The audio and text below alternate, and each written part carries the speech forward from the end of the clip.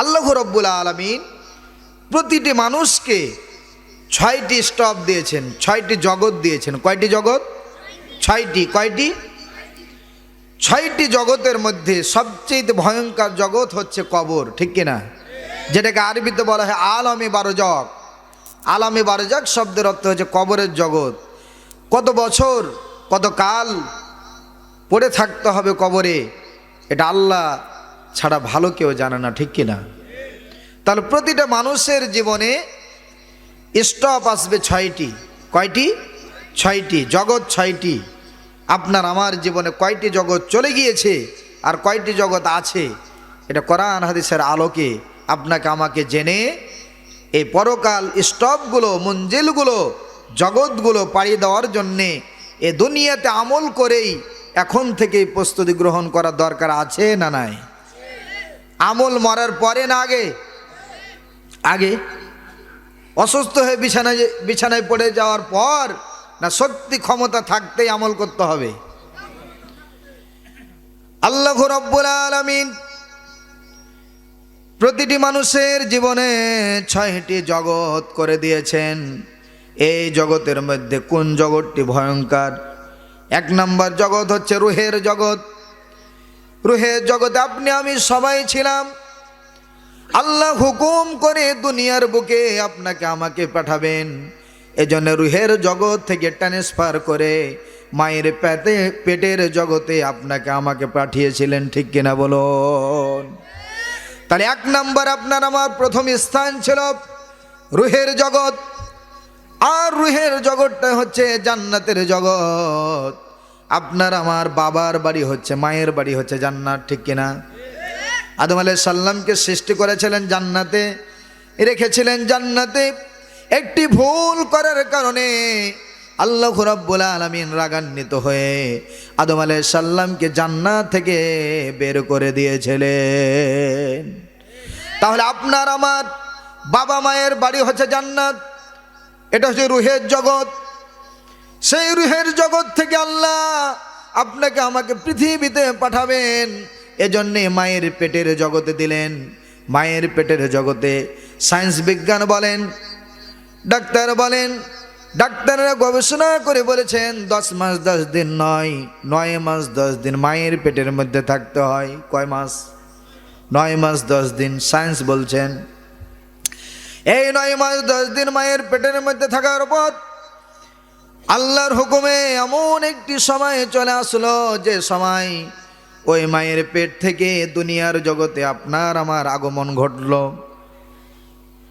এখন আপনি আমি আছি দুনিয়ার জগতে, এরপর আবার আপনার আমার রিজিক আর হায়াতের খাতা থেকে রিজিকও শেষ হয়ে যাবে, হায়াতও শেষ হয়ে যাবে। সেদিন আল্লাহর হুকুমে আজরাইল আলাইহিস সালাম আপনার আমার শিয়রে এসে আপনার আমার জান কবজটা করে নিয়ে চলে যাবে। আপনার সব থাকবে, রুহটা না থাকার কারণে আপনি লাশ হয়ে যাবেন। এরকম দিন আসবে না? আসবে না বলেন? বাবার এসেছে, দাদারও এসেছিল, আপনার আমারও এই ধরনের দিন আসবে, যে দিন কত বড় অসহায়।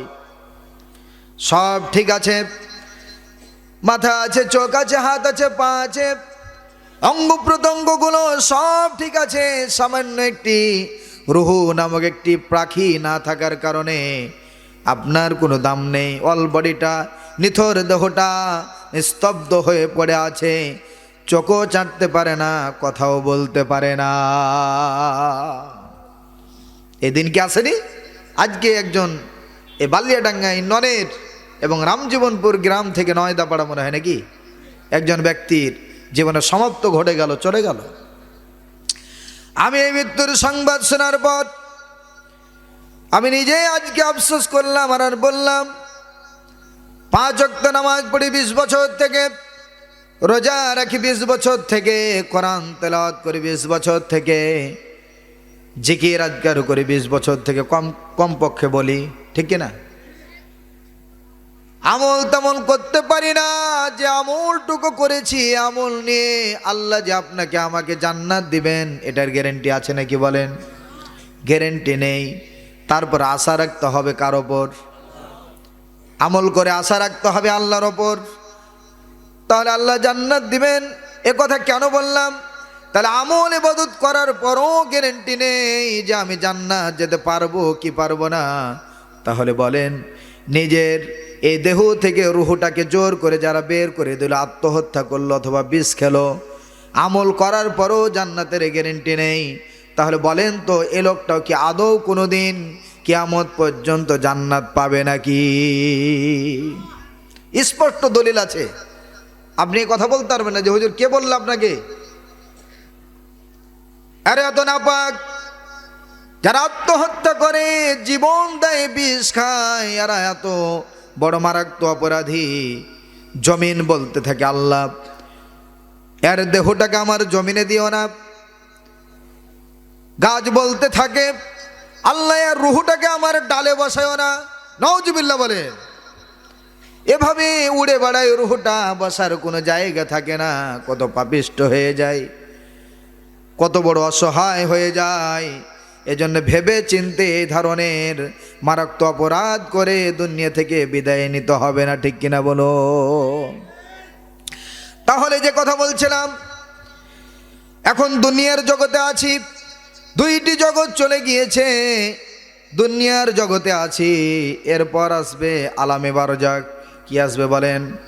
কবরের জগৎ।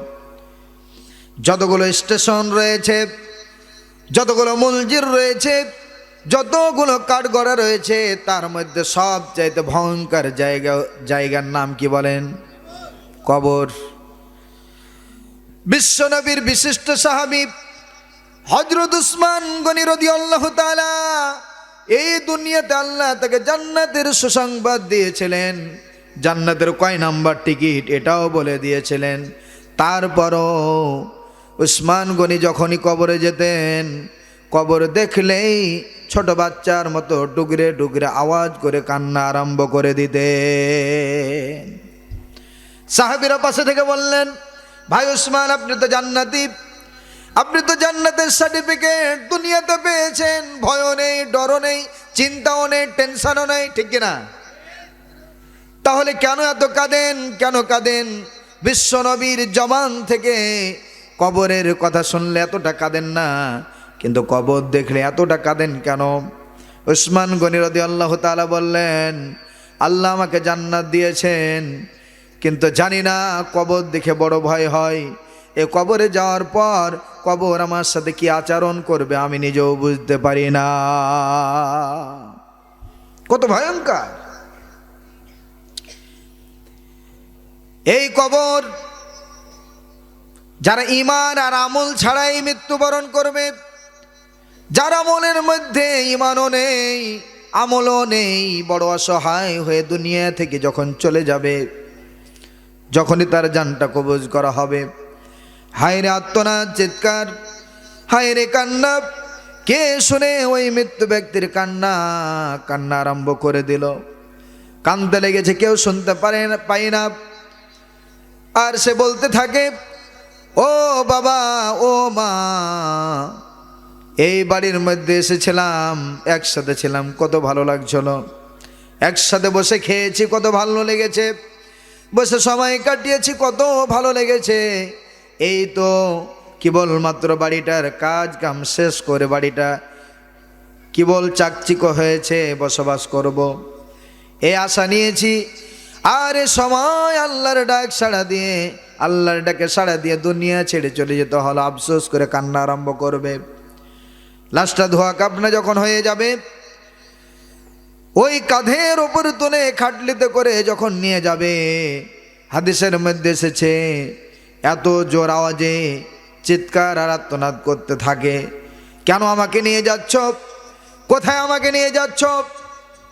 না না, এই বাড়ি থেকে আমাকে নিয়ে যেও না, বড় ভয় হয়, একাই গোরস্থানের মাটিতে কিভাবে শুইব। কোনোদিন দিনের বেলা গোরস্থানের পাশে দিয়ে একাই হেঁটে যাইনি, আর ওই বাঁশবাগানের নিচে পুকুর পাড়ে গোরস্থানে কিভাবে একা একাই শুয়ে থাকবো? না না না, আমাকে নিয়ে যেও না। বলতে থাকে, আমরা শুনতে পারি না, শুনতে পাই না, তারপরও তাকে নিয়ে চলে যাওয়া হয়, জানাজা দেওয়া হয়, লাশটা নামা হয়। যখন মানুষগুলো উঠে চলে আসে, তাদেরকে তল দিকে টানা আরম্ভ করে, বাঁচার জন্য ছটফট করতে থাকে। ও বাবা, কোথায় চলে যাচ্ছ?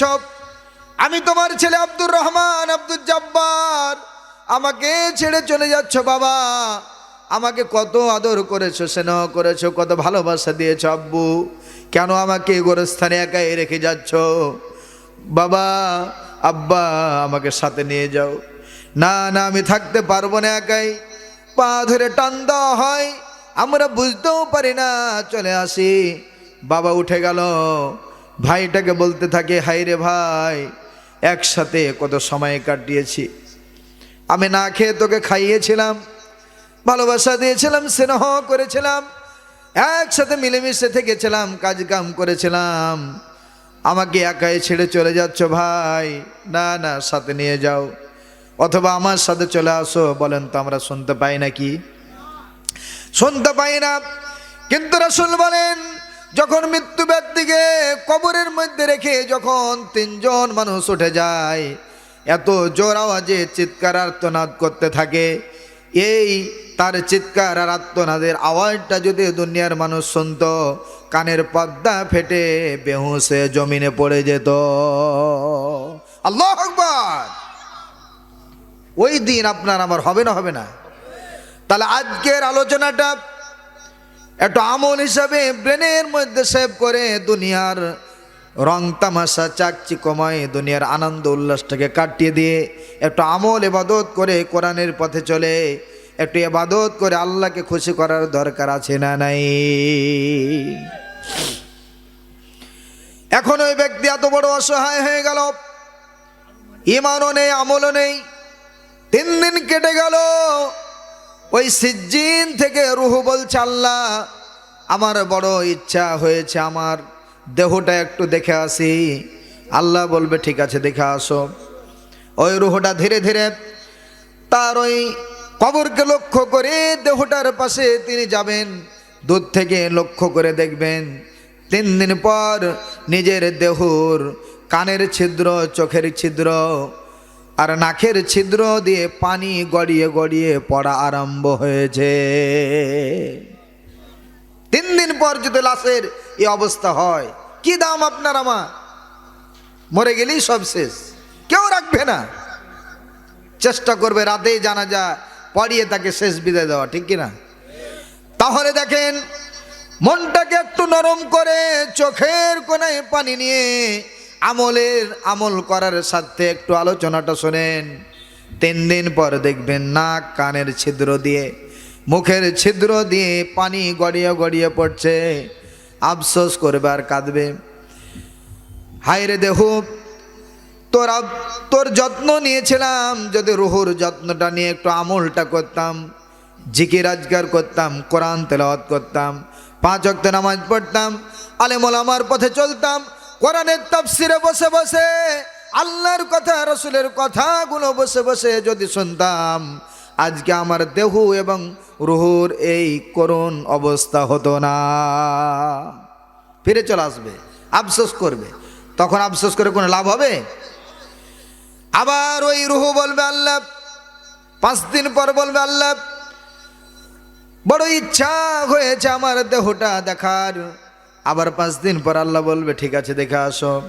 দেখতে আসবেন, দূর থেকে লক্ষ্য করে দেখবেন যে যত্ন সহকারে এই দেহটাতে শ্যাম্পু সাবান মেখেছিল, শীতের সময় শীতের পোশাক পরেছিল, এই শরীরটাকে ঢেকে রেখেছিল, সেই শরীর দিয়ে নাকের কানের ছিদ্র আর মুখের ছিদ্র দিয়ে রক্ত পড়া আরম্ভ হয়েছে। 5 দিন পর গড়িয়ে গড়িয়ে রক্ত পড়ছে। আবার আত্মনাদ করবে, চিৎকার দিবে, আর কাঁদবে আর কাঁদবে, আবার ফিরে চলে আসবে। কেঁদে তো লাভ হবে না। যখন 9 দিন হয়ে যাবে, আবার যাবেন, দূর থেকে লক্ষ্য করে দেখবেন তার ওই লাশের মধ্যে বিভিন্ন বিষধর বিষাক্ত প্রাণী অর্থাৎ পোকামাকড়গুলো তার লাশগুলো খাওয়া আরম্ভ করেছে। নাউজুবিল্লাহ। হাদিসের বর্ণনার মধ্যে এসেছে, 60 দিন যখন হবে, তার হাড্ডি থেকে প্রত্যেকটা জয়েন্টের মাংসগুলো খসে খসে মাটির সাথে মিশে যাবে। এই দিন আসবে, আসবে না বলেন? তাহলে করুণ অবস্থা থেকে আমরা বাঁচতে চাই না, চাই না? ইনশাআল্লাহ আল্লাহ যেন আমাদের সকলকেই কবরের আযাব আর গজব যন্ত্রণা থেকে বাঁচিয়ে দেন। সকল বলে আল্লাহুম্মা আমিন। তবে রাসূল বলেন 10 প্রকার ব্যক্তিদেরকে আল্লাহ কবরের মধ্যে এমনভাবে হেফাজত করবে, তাদের ওই লাশের মধ্যে পোকাও লাগবে না, কোনো পিপিলিকাও লাগবে না, কোনো তাদের লাশটা পচেও পর্যন্ত যাবে না। সুবহানাল্লাহ। কি আমলগুলো, কোন ব্যক্তিরা, কোন ব্যক্তিদেরকে আল্লাহ খাস করে হেফাজত করবেন কবরের মধ্যে, শোনার দরকার আছে না নাই? এই তালিকার মধ্যে আপনি আমি পড়ছি না পড়ি না, যদি এই তালিকাভুক্ত বান্দা এখনো না হতে পারি, হওয়ার দরকার আছে না নাই?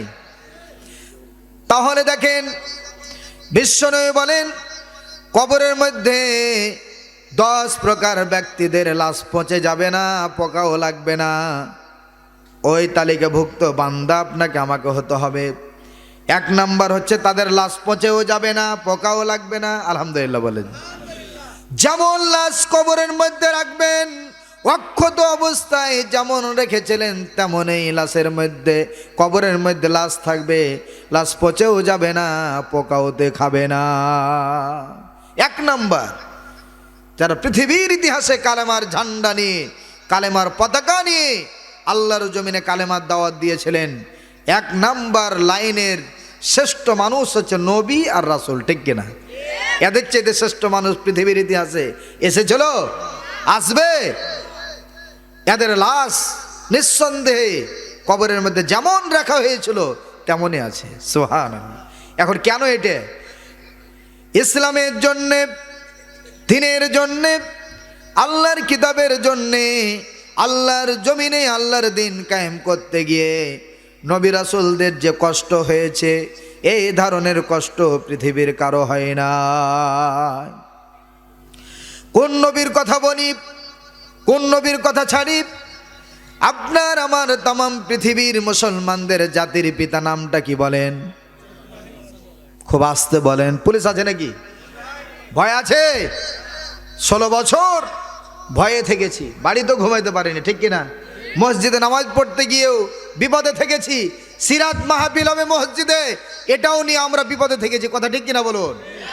প্রাণ খুলে মেহরাবে দাঁড়িয়ে, মসজিদের মেহরাবে দাঁড়িয়ে ইমাম সাহেবের কথা বলতে পারে নাই, কোরআনের মঞ্চে মুফাসসিরগুলো হক কথা বলতে পারে নাই, এই জালেম সরকারের কারণে। কথা ঠিক কিনা বলুন? আর জালেম সরকার বিদায় হয়েছে, বাংলার জমিনটা উন্মুক্ত করে দিয়েছে, প্রাণ খুলে আলেমদের মুখ থেকে হক কথা শুনতে হবে। কথা ঠিক কিনা বলুন? এখনো যারা অতীতে স্বৈরাচারের মতো কোরআনের তাফসিরে যারা বাধা দিতে এসেছিল, যাদের যে অবস্থা হয়েছে, এখনো যারা বাধা দিতে আসবে অনুরূপ তাদের সে অবস্থা হবে। কথা ঠিক কিনা বলুন? এটা মনে রাখো, বাপ দাদার ধ্বংসের ইতিহাস ভুলে গেলে চলবে না। কথা ঠিক কিনা? ইসলামকে ধ্বংস করতে এসেছিল নমরুদ, নিজেই ধ্বংস হয়ে জুতার পিটনি খেয়ে দুনিয়া থেকে বিদায় হয়েছে। ইসলামকে ধ্বংস করতে এসেছিল ফেরাউন, নীল নদের কাদা খেয়ে দুনিয়া থেকে গিয়েছে।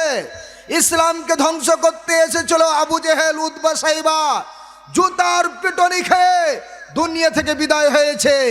ইসলামকে আর কোরআনকে বাধা দিতে এসেছিল জালেম সরকার, তাদেরকে এমন পিটনি দিয়েছে ছাত্র ভাইয়েরা, বাংলার জমিন তাড়িয়ে তাদেরকে দিল্লির মাটিতে পাঠিয়ে দিয়েছে। কথা ঠিক কিনা বলো?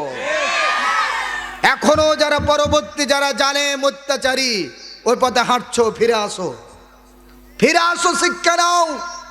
যারা নিজের ভিটা মাটি বাংলার জমিনে রেখে আজ কোথায় তাদের রাত কাটে, কোথায় দিন কাটে, কোথায় খাবার খায় নিজেও জানে না, তাদের দিকে দেখে শিক্ষা গ্রহণ করা দরকার। ঠিক কিনা?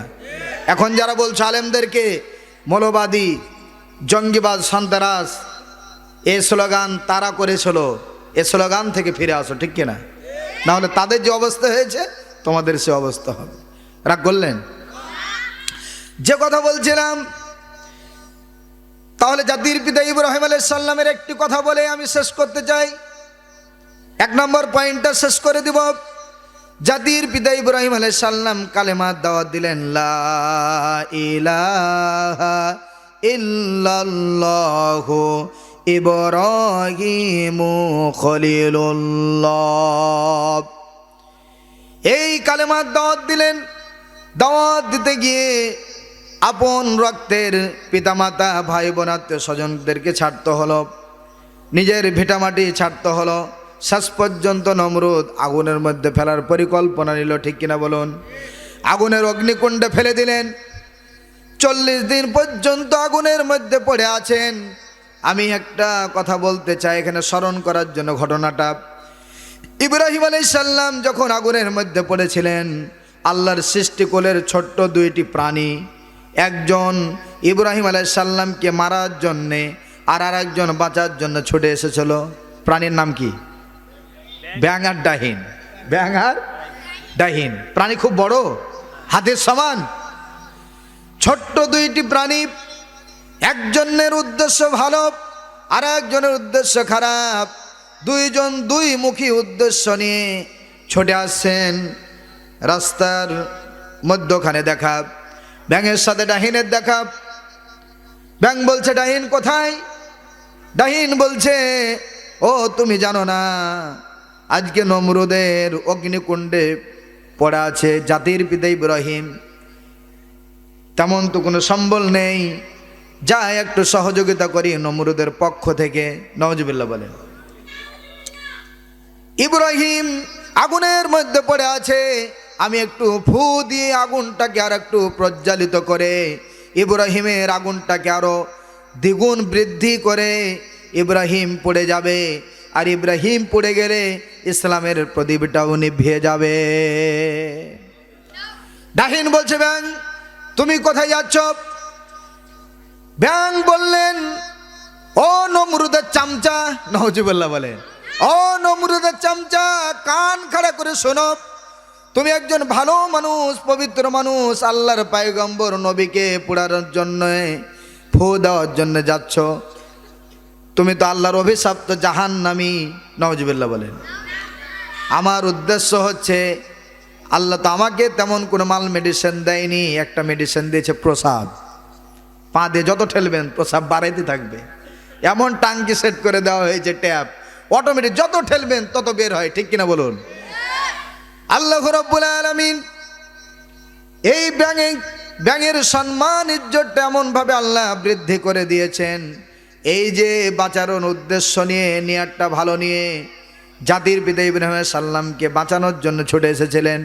এজন্যে ব্যাঙের প্রসাবটাকে আল্লাহ রাব্বুল আলামিন আপনার আমার জন্যে এমন পবিত্র বানিয়ে দিলেন, ব্যাঙের প্রসাব ভরে গেলেও নামাজ হয়ে যাবে।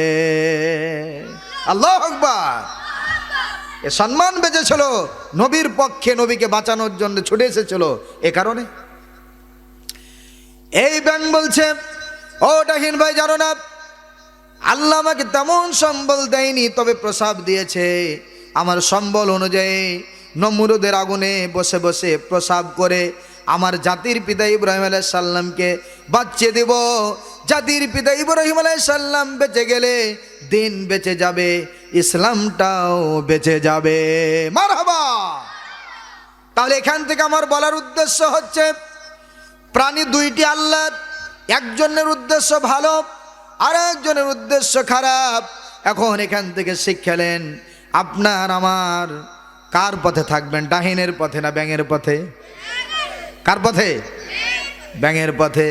ব্যাঙের পথে যদি থাকতে পারেন, যেমন ভাবে আল্লাহ ব্যাঙের মান শান সম্মান ইজ্জত আল্লাহ বাড়িয়ে দিয়েছিলেন, আপনার আমারও যদি থাকতে পারি তাহলে আল্লাহ আপনার আমার মান শান সম্মান ইজ্জত বাড়িয়ে দিবেন। আর যদি কোনো অর্থের কারণে লোভে পড়ে যদি ডাহিনের পক্ষে চলে যায়, ডাহিন যেমন কিয়ামত পর্যন্ত সবার হাতে পিটনি খায়, আপনাকে আমাকে এই দুনিয়াতে পিটনি খেতে হবে। কথা ঠিক কিনা বলো? তাহলে কবরের মধ্যে কাদের লাশ পচবে না? নবী রাসূল, 1 নাম্বার। 2 নাম্বার হচ্ছে যারা শহীদ হবে, যারা দিনের জন্য, ইসলামের জন্য, কোরআনের জন্য অকাতর জীবনটাকে দিয়ে রক্ত ঝরিয়ে যারা শহীদ হবে, এই শহীদ ব্যক্তিদের লাশে পোকাও লাগবে না, কোনো বিষাক্ত প্রাণীও লাগবে না, এমনকি তাদের লাশটাও আল্লাহ পচিয়ে দিবেন না। তাহলে বোঝা গেছে যারা শহীদ, আমরা শহীদ হতে চাই না? শহীদের মর্যাদা কম না বেশি? শহীদের মর্যাদার ব্যাপারে আল্লাহ বলেন, ওয়ালা তাহসাবান্নাল্লাযীনা কুতিলু ফি সাবিলিল্লাহি আমওয়াতা বাল আহইয়াউন ইনদা রাব্বিহিম ইরযাকুন। আল্লাহু আকবার। আল্লাহ রাব্বুল আলামিন বলেন, যারা দিনের জন্য, ইসলামের জন্য, কোরআনের জন্য, আল্লাহর জমিনে আল্লাহর দিন কায়েম করার জন্য যারা ছুটে যাবে আর বাতিলেরা তাকে হত্যা করবে, রক্ত ঝরাবে, শহীদ করে দিবে, এরা তো মৃত্যুবরণ করে না, এরা শহীদ হয়ে যায়। তারা কবরের মধ্যে জীবিত থাকে আর তাদের কবরের মধ্যে জান্নাতের রিজিকের ব্যবস্থা আল্লাহ করে দেয়। কবরের মধ্যে তারা জীবিত থাকে, আবার জান্নাতের রিজিকটা কবরের মধ্যে বসে বসে পায়। আলহামদুলিল্লাহ বলেন। তাহলে আমরা শহীদ হতে চাই না? রাসূল সাল্লাল্লাহু আলাইহি সাল্লাম বেশি বেশি দোয়া পড়তেন, আল্লাহুম্মা রযুকনি শাহাদাতান ফি সাবিলি। হে আল্লাহ, আমাকে শহীদ হিসেবে কবুল করো। এই দোয়া আপনার আমার বেশি বেশি করার দরকার আছে না নাই? তাহলে দেখেন, 2 নাম্বার হচ্ছে যারা শহীদ। 2 নাম্বার কি বললাম? যারা শহীদ। এটা যখনই হাত তুলবেন আল্লাহর দিকে, এই দোয়াটা শিখে নিয়ে এটা বেশি বেশি আল্লাহর কাছে প্রার্থনা করবেন। মরণ তো একদিন হবে। ডায়াবেটিস হয়ে মৃত্যুবরণ করার চেয়ে, প্যারালাইসিস হয়ে বিছানায় পড়ে থাকার চেয়ে শহীদ হবে দিনের জন্য, ইসলামের জন্যে। চোখের পলকে শহীদ হয়ে দুনিয়া থেকে রক্ত ঝরিয়ে চলে যাবেন। মরতে দেরি, জান্নাত যেতে দেরি নয়। কথা ঠিক কিনা বলুন? এই মৃত্যু আমরা চাই না? বাংলার জমিনে দেখেছি, বাংলার জমিনে এমন নির্ভীক নেতাদের দেখেছি যে তারা যখন কোরআনের মঞ্চে গিয়েছেন, ফাঁসির রশিটাকে ফুলের মালার মতো বরণ করে হাসতে হাসতে মুচকি হাসি নিয়ে তারা ফাঁসির মঞ্চে ঝুলে গিয়েছে। কথা ঠিক কিনা বলুন? দেখেননি? কিসের জন্যে? তার মানে জান্নাতের ঘ্রাণ তাদের নাকের মধ্যে চলে এসেছিল। আলহামদুলিল্লাহ বলেন। এজন্যে শহীদ হতে চাই। আল্লাহ যেন আপনাকে আমাকে শহীদ হিসেবে কবুল করে, এটা আপনার আকাঙ্ক্ষা থাকতে হবে, হৃদয়ে তামান্না থাকতে হবে, দোয়া প্রার্থনা থাকতে হবে। যদি আপনি শহীদ হয়ে মরতে পারেন, আমল যদিও কম হয়, আল্লাহ আপনার শরীরের রক্তগুলো জমিনে পড়ার সাথে সাথে তামাম জীবনের গুনাহগুলো ঝরে পড়ে যাবে। আলহামদুলিল্লাহ।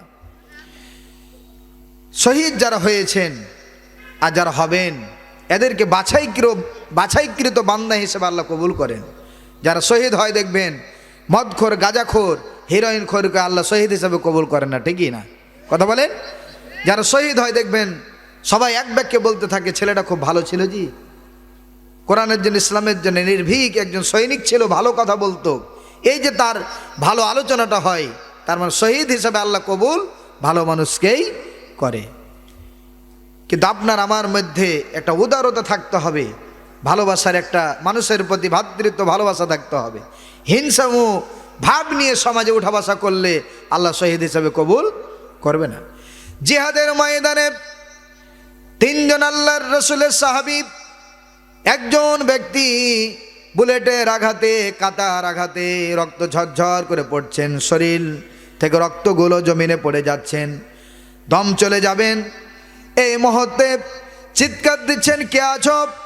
আমাকে বাঁচাও, কে আছো? আমাকে এক ফোঁটা পানির ব্যবস্থা করে দাও, মরে তো যাচ্ছি, কলেজা আমার শুকিয়ে যাচ্ছে, একটু পানি দিয়ে আমার কলেজাটা ভিজাও। এ কথা যখন বলেছেন, আর একজন সাহাবী পানি নিয়ে তাকে পানি পান করার জন্য ছুটে চলে আসছেন, তার মুখে পানি দিবেন। এই মুহূর্তে পাশেই একটু দূরেই আরেকটি আর্তনাদ চিৎকার ভেসে আসছে, কে আছো গো? আমাকে বাঁচাও, পানির জন্য টুটে শুকিয়ে যাচ্ছে, কলিজা ফেটে যাচ্ছে। যখন এই পানিটা তার মুখে দিচ্ছেন, এ ব্যক্তি বলছেন, ও আল্লাহর বান্দা, আমার পানির প্রয়োজন নেই, ওই যে আমার ভাই পাশে পানির জন্য ছটফট করছে, আমার চাইতে বেশি কষ্টের মধ্যে আছে, এই পানিটা আমাকে না দিয়ে তাকিয়ে দাও। সুবহানাল্লাহ। দুনিয়া থেকে চলে আসছে, কি উদারতা, কি ভালোবাসা। এই ভালোবাসা আমাদের মধ্যে থাকার দরকার আছে না নাই? এই পানির মশকটা নিয়ে এই সাহাবী ওই সাহাবীর কাছে ছুটে গেলেন, দূর দিয়ে গিয়ে তার মুখে পানিটা তুলে দিবেন। এই মুহূর্তে আরেকটু দূরে আরেকজন বলছে, কে আছো গো?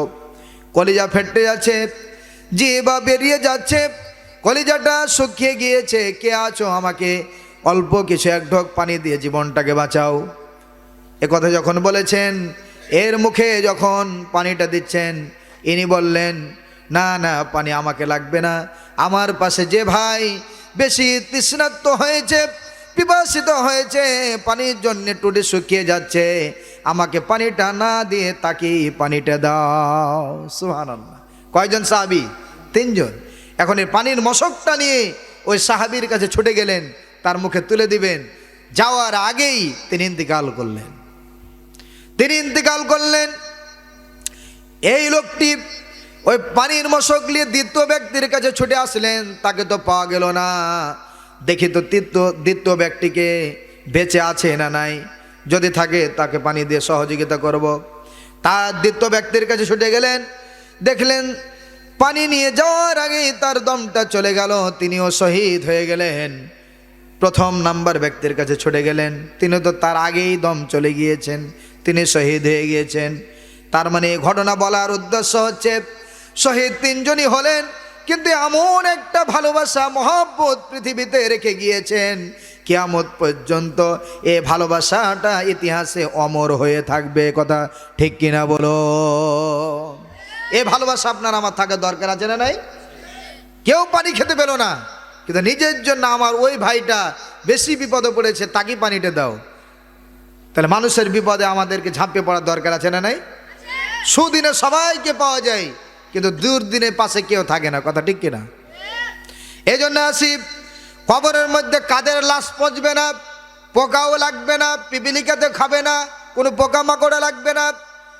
বললাম 2 নাম্বার হচ্ছে শহীদ যারা হবে, 3 নাম্বার হচ্ছে যারা হক্কানি আলেম, যারা হক্কানি সত্যবাদী আলেম। হক্কানি আলেম বুঝেন তো? যে এদিকে একবার থাকে, ওদিকে একবার থাকে, যেদিকে পানি হয় সেদিকে ছাতা ধরে, এটা হক্কানি আলেম। হক্কানি আলেম হচ্ছে 50টি বছর ধরে যিনি কোরআন বুকে নিয়ে জাতিকে কোরআনের পথে ডেকেছেন, ভালো কথা বলেছেন, জান্নাতের কথা বলেছেন। কত তার আলোচনা শুনে কত বেনামাজি নামাজি হয়েছেন, কত বামপন্থী ডানপন্থী হয়েছেন। কোরআনের পাখি বিশ্বনন্দিত আল্লামা সাঈদী সাহেবের কথা শুনে কত ইসলাম বিরোধী ইসলামের সৈনিক হয়েছে। কথা ঠিক কিনা বলুন? আল্লামা সাঈদী সাহেবের বক্তব্য শুনে কত খারাপ মানুষগুলো ভালো হয়ে গিয়েছে, কত সুদখোরগুলো, জেনাখোরগুলো জেনা ছেড়ে দিয়ে, সুদ ছেড়ে দিয়ে ইসলামের পক্ষে এসে ইসলামের ঝান্ডা হাতে তুলে নিয়েছে। এ সোনার মানুষটিকে জাতি চিনল না।